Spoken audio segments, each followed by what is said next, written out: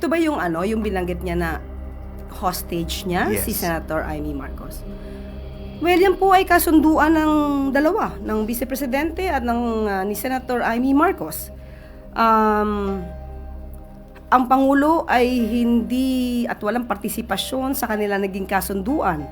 It is, the President is not a privy to the contract or agreement between a user and a person willing to be used.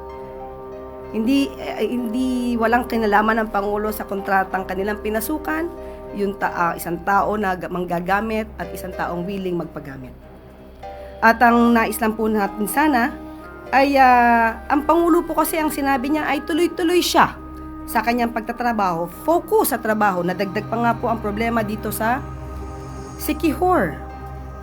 At kung ang Vice Presidente lamang sana ay nakipag-usap sa kanyang kaibigan, baka hindi pa dumaan at dumating sa krisis na ito sa Siquijor.